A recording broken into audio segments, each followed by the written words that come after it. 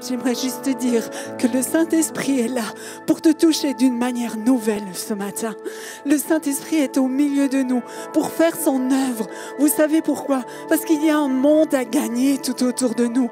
Il y a des âmes à sauver, il y a des malades à guérir, il y a des lépreux à purifier. Et le Saint-Esprit est intéressé par ta présence ce matin dans ce lieu pour entendre sa parole, pour être puissamment fortifié, encouragé par sa parole et pour que tu puisses ensuite aller et être un témoin d'amour, un témoin qui brille pour Jésus, quelqu'un qui fait la différence dans son entourage. Amen. C'est tellement bon d'être ce matin ici. Est-ce qu'on peut acclamer le roi des rois, le Seigneur des seigneurs?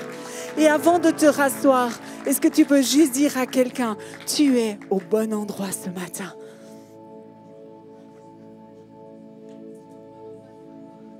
Faites-vous un magnifique sourire, faites-vous un câlin si vous osez le faire. C'est bon la communion fraternelle. Il n'y a pas d'autre endroit meilleur le dimanche matin que d'être avec des frères et sœurs pour louer et adorer Jésus. Amen. Il y a Nasra, elle est d'accord avec moi et peut-être Blaise un petit peu. Est-ce que vous êtes d'accord que c'est le meilleur endroit pour être le dimanche matin, pour louer, adorer Jésus? Et le jour où on aura des célébrations, le samedi soir, vous serez là, le dimanche matin, dimanche après-midi. Juste, on vient de... dimanche passé, on n'était pas là parce qu'on a visité l'église Emelka à Paris et c'était quelque chose de magnifique. Et on a vu qu'on pouvait faire plusieurs célébrations. Donc, on se réjouit que ça arrive aussi à Vevey, que notre entourage puisse être impacté par l'amour de Jésus. Amen. Et soyez avec nous pour louer et adorer Jésus. Alors, c'est vraiment une grande joie pour moi de continuer sur cette série de miracles que Dieu fait au milieu de son peuple, que Dieu offre des miracles. Ça nous dépasse, c'est quelque chose de grand, c'est quelque chose de puissant, c'est quelque chose qui fait appel au surnaturel. Et quand j'ai prié pour demander au Saint-Esprit de quel miracle je vais parler, j'ai eu ce mot, les lépreux, la lèpre.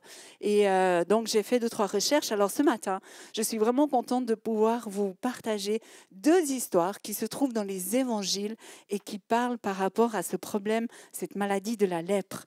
Et notre première histoire, elle se trouve dans Marc 1, les versets 39 à 45. Je vais vous les lire. Et Jésus va dans toute la Galilée, il annonce la bonne nouvelle dans les maisons de prière et il chasse les esprits mauvais. Un lépreux s'approche de Jésus. Il se met à genoux devant lui et il lui demande son aide en disant « Si tu le veux, tu peux me guérir ». Jésus est plein de pitié pour lui. Il tend la main, le touche et touche le lépreux et il lui dit « Je le veux, sois guéri ». Il tend la main, il touche le lépreux. Je reviendrai après par rapport à ça. Aussitôt, la lèpre quitte le malade, il est guéri. Et là, Jésus va lui parler sévèrement et il va lui dire en fait ceci, attention, ne dis rien à personne, mais va te montrer au prêtre et offre le sacrifice que Moïse a commandé. Ainsi, tous auront la preuve que tu es guéri. L'homme, imaginez cet homme, s'en va, mais il se met à raconter partout et à tout le monde ce qui s'est passé. C'est pourquoi Jésus ne peut plus se montrer dans une ville. Il reste en dehors, dans des endroits déserts, et les gens viennent à lui de tous les côtés. Je vais reprendre un peu plus tard 2-3 choses par rapport à cette histoire. Mais ce qu'il faut savoir déjà, c'est que la lèpre, en fait, c'était une bactérie qui s'appelle Mycobacterium leprae. Et elle est transmise en fait par des gouttelettes nasales quand on est proche et en contact étroit avec et fréquemment aussi avec des personnes infectées et non traitées. Donc la lèpre était une maladie vraiment désagréable. C'est vraiment dur si tu attrapais la lèpre. Du reste, ils se disaient les uns les autres, lépreux un jour, lépreux toujours. Waouh, c'est violent. Lépreux un jour, lépreux toujours. Et comme c'était une maladie qui était contagieuse, eh bien, il y avait une loi. Et on va parler pendant un petit moment par rapport à cette loi. Et cette loi, elle se trouve dans Lévitique 13, 45. Il est écrit « Le lépreux atteint de la plaie portera ses vêtements déchirés et aura la tête nue. Il se couvrira la barbe et il criera impur. » Et de l'autre côté, il y avait encore une autre chose qui était par rapport aux lépreux, et c'est écrit dans Nombre 5, le verset 2. Il est dit « Ordonne aux enfants d'Israël de renvoyer du camp tous lépreux ». Alors, essayez de vous imaginer. On va dire qu'ici, c'est le camp des Juifs, c'est le camp des lépreux. Et tout à coup, tu vois que tu as une plaie, que tu as quelque chose qui vient sur toi. Et tu dois, à ce moment-là, déchirer tes vêtements et tu dois crier, sitôt qu'il y a quelqu'un qui passe, impur, impur. Et puis, donc toi, tu vas être mis de côté. Et le camp, ici, quand il voyait quelqu'un, il devait le rejeter. Tu dois sortir. Tu ne peux pas rester avec nous. Tu dois t'éloigner. C'est violent comme chose. Et imaginez, quelqu'un qui a la lèpre, c'est un enfant de quelqu'un, c'est un frère, une sœur, c'est peut-être une maman, c'est peut-être un papa, c'est peut-être un bébé. Les gens devaient quitter le camp, là où on était en sécurité, pour se mettre à l'écart alors qu'ils avaient la lèpre. Mais voilà que il y avait une chose qui pouvait arriver, c'est que tu avais une plaie et tout. Et en fait, ils n'avaient pas à l'époque les analyses qu'on a aujourd'hui et ils ne savaient pas ce que c'était. Et peut-être que tout à coup, tu voyais que tu guérissais, qu'il n'y avait plus rien. Et il y avait tout un processus pour que les gens puissent réintégrer le camp des Israélites. Et là, on peut mettre les images.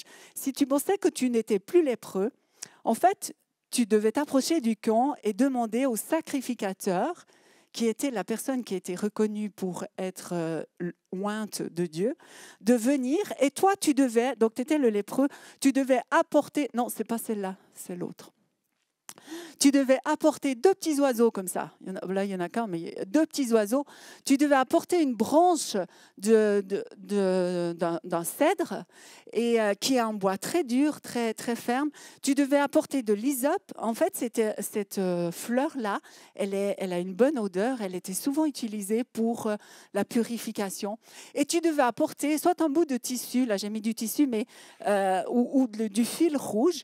Et en fait, avec le bois, l'hysope et puis le cramoisi, le fil ou l'étoffe, tu devais faire comme un petit fanion ou un goupillon, je ne sais pas exactement comment ça se dit, mais un petit truc. Et le sacrificateur, il sortait du camp et il avait un vase avec lui qu'il prenait. Et dans ce vase, en fait, le sacrificateur, il prenait de l'eau de source. Alors, je ne sais pas si c'est l'eau de source, mais il mettait de l'eau dans le vase. Et ensuite de ça, dommage pour un des petits oiseaux, mais il tuait le petit oiseau et il mettait le sang du petit oiseau là-dedans. Et avec le petit fagot, là, le petit fanion, il trempait là-dedans. Et cette fois, il aspergeait la personne qui disait ne plus être malade. Donc ça se faisait comme ça, c'était assez particulier. Et une fois que le lépreux avait eu cette aspersion-là, il devait rentrer en fait s'éloigner de nouveau. Il devait aller prendre un bain. Il devait non seulement se laver lui, mais encore tous ses vêtements. Et le 7e jour, il devait refaire la même chose. Et en plus, il devait se raser tout ce qui est poilu. Il devait enlever tout. Les cheveux, les poils, il devait tout se raser. Il devait reprendre son bain, relaver ses vêtements. Et le 8e jour, à ce moment-là, il devait amener, et tu peux mettre la 2e image, il devait amener 2 agneaux. 2 agneaux, de la farine, 9 kilos de farine et de l'huile. Autant vous dire que pour les personnes qui sont à l'écart, si les familles ne les soutenaient pas, c'était quasiment impossible de réintégrer le camp, soit dit en passant. Là, quand il amène les agneaux, quand il amène la farine et l'huile, le processus était le suivant. Le sacrificateur égorgeait un agneau et ça, c'était pour le pardon des péchés. Puis, il va prendre le sang et il va mettre un petit peu de sang sur l'oreille droite de la personne qui est malade et sur le pied droit. Toute une aventure. Après, il va prendre de l'huile, il va la présenter, les 9 kilos l'huile, pardon. Il va prendre l'huile et il va la présenter à Dieu et il recommence cette fois l'aspersion sur la personne. Et ensuite, il va mettre aussi de cette huile, il va la mettre sur le lobe de la personne, sur le pouce et sur le pied droit. Et ensuite de ça, le sacrificateur, c'était un peu de la boucherie à l'époque, il égorge le deuxième petit agneau qui devait être sans tache. Et il fait une offrande complète avec la farine et fait à nouveau le geste qui rend le lépreux pur. En fait, c'était un vrai cauchemar d'être lépreux. C'était un vrai marathon pour pouvoir réintégrer le camp, n'est-ce pas? Alors, maintenant que je vous ai raconté comment les lépreux devaient se tenir quand ils étaient malades et comment le camp israélite faisait, quand on lit la première histoire, il y a quand même 2-3 petites choses qui sont hyper interpellantes, n'est-ce pas? Le lépreux, lui, il était plein de foi. Et j'essaye d'imaginer si ça avait été moi. Et en fait, tu sais que Jésus est dans les parages. Très certainement qu'il avait dû entendre que Jésus guérissait, que des personnes avaient été guéries, était lépreux. Et tu connais tout le couscous. Bon, déjà, il fallait plus que tu aies de play pour pouvoir te présenter. Mais tu connais tout ce qu'il faut faire pour être réintégré au camp. Et tout le monde veut être réintégré au camp, n'est-ce pas? Personne n'aime être mis à part. Tout le monde veut faire partie de l'équipe, de la famille, n'est-ce pas? Donc, il est là et puis en fait, il entend, il sait que Jésus arrive. Et qu'est-ce qu'il fait? Il court vers Jésus, il se met, c'est vrai, à genoux et il dit, si tu le veux, tu peux me rendre pur. Et là, alors lui, il fait déjà quelque chose qui n'est pas tout à fait légal, mais Jésus fait encore quelque chose de pire, à mon avis. Il le touche, alors qu'il devait le chasser. Il le touche. Waouh! C'est juste quelque chose qui m'a vraiment interpellée. Jésus ne le reprend pas, il a compassion. Et qu'est-ce qui se passe? Il y a une guérison qui est instantanée. Mais par contre, après, étonnamment, Jésus va lui parler sévèrement et puis il va lui interdire tout contact avec les autres et il va dire « Va faire ce que Moïse a demandé ». Et bon, on peut peut-être juger ce lépreux, mais je pense que moi, à sa place, j'aurais fait la même chose. Franchement, ça m'arrive, je rencontre Blaise sur le passage, je ne vais pas aller... non, je dis rien, je vais me montrer au sacrificateur. Non. Je suis guérie. Jésus m'a touché. J'étais lépreux. Jésus m'a touché. Je suis guérie. Non, mais franchement, qu'est-ce que vous auriez fait quoi? Pareil, merci. Il y a quelqu'un qui dit la vérité, en fait. Non, on dit tous la vérité. Maintenant, on va prendre la deuxième histoire. C'est aussi une histoire avec des lépreux. Elle se trouve dans Luc 17, les versets 11 à 18. Là, c'est Jésus, il marche vers Jérusalem, il traverse la Samarie et la Galilée. J'aime beaucoup ce genre de phrase parce qu'on voit que Jésus, il était un homme tout à fait comme nous. Il marche, il discute, il fait des choses. Ils l'ont dans un village et là, 10 lépreux viennent à sa rencontre. Là, regardez bien ce qui est écrit, il reste assez loin de Jésus. Ah, différent, hein? Mais ils se mettent à crier, Jésus, Maître, aie pitié de nous. Jésus les voit et leur dit, allez vous montrer aux prêtres. Pendant qu'ils y vont, ils sont guéris. Quand l'un d'eux voit qu'il est guéri, il revient et à pleine voix, il dit « Gloire à Dieu !» Il se jette aux pieds de Jésus, le front contre le sol et il le remercie. Cet homme est un Samaritain. Alors Jésus dit « Tous les 10 ont été guéris et les 9 autres, où sont-ils ? Parmi eux tous, personne n'est revenu pour dire « Gloire à Dieu ». Il n'y a que cet étranger. Waouh! Ce que l'on peut retirer de cette histoire, que les lépreux, là, les 10 lépreux, je ne sais pas s'ils avaient tenté l'expérience de s'approcher trop près, mais ils avaient compris que la distanciation, c'était de mise. Parce qu'ils sont restés à l'écart. Et Jésus va faire quelque chose de différent de ce qu'il a fait pour le lépreux qui est venu seul vers lui. Il va ordonner de faire ce que la loi demandait de faire. Et en fait, c'est alors qu'ils vont et qu'ils demandent de pouvoir être vus et purifiés par le sacrificateur, c'est en chemin que la guérison arrive. Waouh! Et là, ce qui est étonnant, c'est qu'en fait, il y en a 10 qui sont guéris, et il y en a un seul qui vient dire merci à Jésus. Je ne sais pas si vous auriez fait marche arrière et vous seriez venu Peut-être que tu aurais été jusqu'au bout. Moi j'essaye de m'imaginer. Peut-être que je serais allée jusqu'au bout, demander au sacrificateur qu'il me fasse tout ça et tout. Et il me dit, t'es guéri. Mais je recherche Jésus. Et j'ai dit, Jésus, merci, merci, je suis trop contente. J'ai tellement longtemps à l'écart. Tu me ramènes dans ta... Je peux retourner avec les autres. C'est juste magnifique, n'est-ce pas? Waouh! Jésus guérissait les malades et étonnamment, il purifiait les lépreux. Et vous savez quoi? Nous sommes appelés à faire de même. Ah, oups! Nous sommes appelés à faire de même. Regardez l'ordre de mission de Jésus.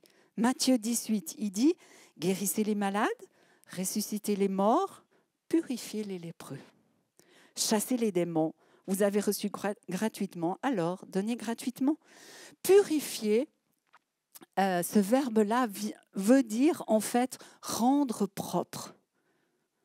C'est assez étonnant hein, que en fait il demande de purifier les lépreux, de rendre propre les personnes qui sont atteintes de ces maladies.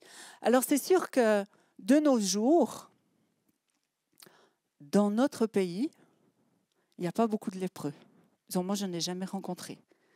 Ici, et je sais qu'il y en a dans d'autres régions du monde, mais ici, chez nous, il n'y en a pas beaucoup. Mais par contre, chez nous, nous avons différentes maladies qui ne sont pas moins désagréables que la lèpre. Et même s'il n'y a plus l'histoire de la distanciation, elles sont vraiment gênantes pour le malade. Pensez au psoriasis, pensez à la gale, ça arrive, le cancer de la peau, l'eczéma, l'urticaire, etc., etc. Différentes maladies qui viennent sur notre peau et qui sont hyper désagréables. Alors, que faut-il faire pour voir un miracle? Que faut-il faire pour voir un miracle? Alors moi, il y a quelque chose qui m'a vraiment interpellée. Et pendant des années, j'avoue, quand je lisais l'histoire de la crucifixion, Jésus qui est condamné, tout ça, et quand il est sur la croix, voilà qu'il y a un soldat qui se prend l'idée de planter une épée sur le côté de Jésus. Il le transperce comme ça. Et ok, tu dis, bon, celui-là, il voulait vraiment qu'il meure, quoi. Alors qu'il était crucifié, il n'y avait aucune personne qui sortait de la crucifixion vivant. Tu te dis, celui-là, il en veut vraiment à Jésus, quoi. Il veut vraiment qu'il meure. Mais il y a un détail qui m'a toujours interpellée et je me suis toujours posé la question, mais pourquoi la Bible dit ça? On le trouve dans Jean 19, 34. Mais un des soldats perce le côté de Jésus avec sa lance. Écoutez bien, du sang et de l'eau en sortent aussi. Vous vous rappelez ce que le sacrificateur mettait dans son récipient? Du sang et de l'eau. Et Jésus qui meurt sur la croix, il va jusqu'à nous rappeler que, waouh, il y a du sang et de l'eau qui sont sortis de son côté. Pourquoi? Pour que nous puissions être guéris. Pour que, alors qu'on va prier, on puisse être guéris. Amen. Du sang et de l'eau. On est purifié avec le sang de Jésus. Et Jésus, étonnamment aussi, il est mort, non pas au centre de la ville, mais il a aussi été mis de côté. Et c'était en dehors de la ville qu'il a été mis de côté. Et la Bible nous dit aussi que Jésus, il a pris notre corps terrestre. Et quand on cherche, on regarde par rapport à ça, notre corps, souvent, il est parlé d'un vase d'argile. Un vase de terre, en fait, qui va rester ici-bas, notre corps. C'est la seule chose, la seule partie de nous qui va rester ici sur cette terre. Jésus est mort comme dans un vase de terre en dehors de la ville. Et son sang a coulé avec de l'eau. Avec son sang, il y a les deux choses qui sont sorties. Pourquoi? Pour nous libérer de l'enfer, pour nous libérer de la maladie, de la pauvreté. Jésus a tout payé pour chacune et chacun d'entre nous. C'est juste quelque chose de magnifique. Donc, quand on veut voir un miracle, je pense qu'on peut se souvenir vraiment de ce que Jésus a fait à la croix pour chacune et chacun d'entre nous. Ce n'est pas uniquement qu'il nous a sauvés, il nous a aussi guéris à ce moment-là. Alors après, quelle attitude avoir pour voir un miracle, eh bien, si on prend l'exemple de nos lépreux, là, l'attitude, c'est quoi à votre avis? Faire appel, donc demander. Est-ce qu'ils ont tout simplement « Jésus, s'il te plaît, tu pourrais me guérir ?» Ça, c'est la deuxième partie, mais d'abord, je n'ai pas entendu au fond. Avoir la foi, ils ont même fait quoi? Autant le lépreux que les autres, parce qu'ils, rappelez-vous, ils étaient à distance. Ils ont crié. Et le lépreux même, il a supplié quand tu te mets à genoux devant quelqu'un. Une fois, moi, j'ai une personne qui m'a fait ça. Je dis, désolée, je ne peux pas t'aider, mais s'il vous plaît. Cette personne, elle était là. S'il vous plaît, Madame Tommy, faites quelque chose pour moi. Et je n'avais pas pour le faire. Ça fait bizarre, je vous assure. Supplier, se mettre à genoux, crier, c'est l'attitude qu'on devrait avoir quand on est malade. Et aussi une chose que j'aime beaucoup dans la parole de Dieu, c'est dans Jacques 5, 14. Là, Jacques va nous dire que si on est malade, qu'est-ce qu'on peut faire? On peut appeler les responsables de l'Église et leur demander qu'ils viennent prier pour nous. Vous voyez, c'est toujours le malade qui demande. Donc, les amis, si vous êtes malade ou si vous connaissez quelqu'un qui est malade, eh ben, n'hésitez pas de demander de la prière. Il y a des stands qui sont là tous les dimanches.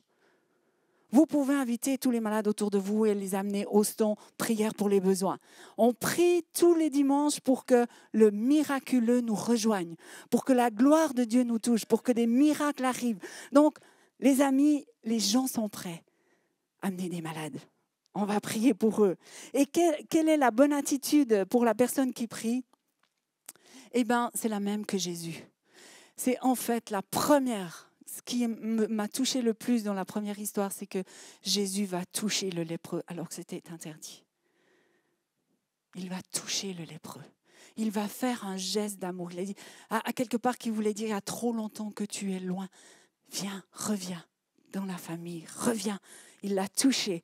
Ou alors tu peux toucher le lépreux, ça ramène aussi à l'imposition des mains qu'on peut faire pour que les malades soient guéris. Hein.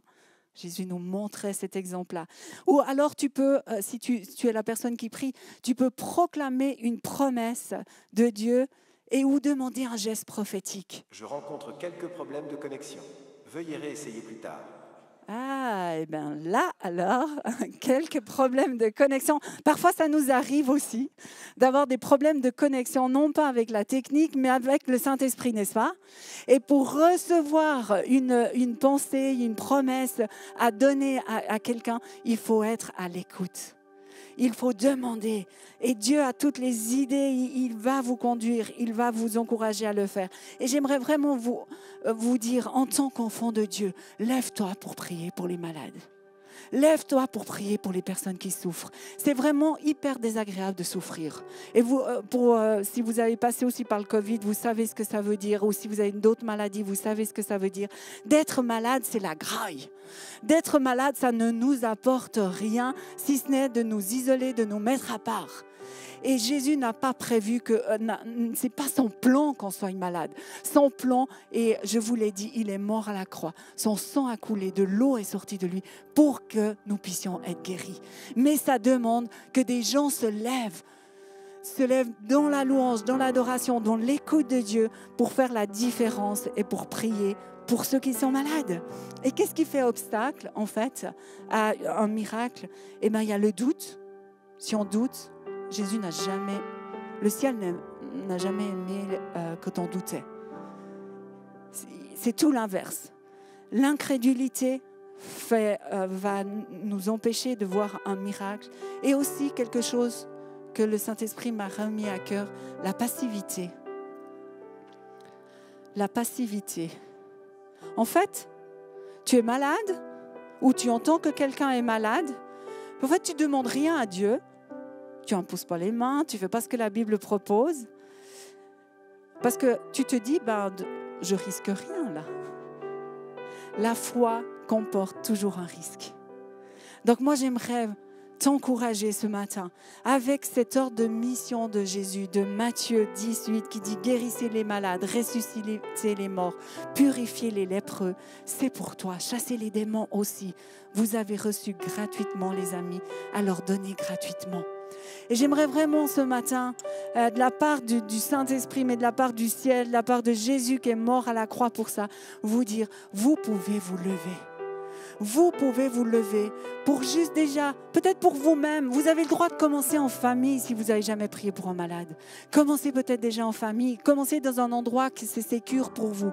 Mais levez-vous. Et s'il y a quelqu'un ce matin qui sait que ce message, il est pour lui, mais je te demande peut-être juste de te lever et à ta place, là où tu es. Et après, on va prier tous ensemble.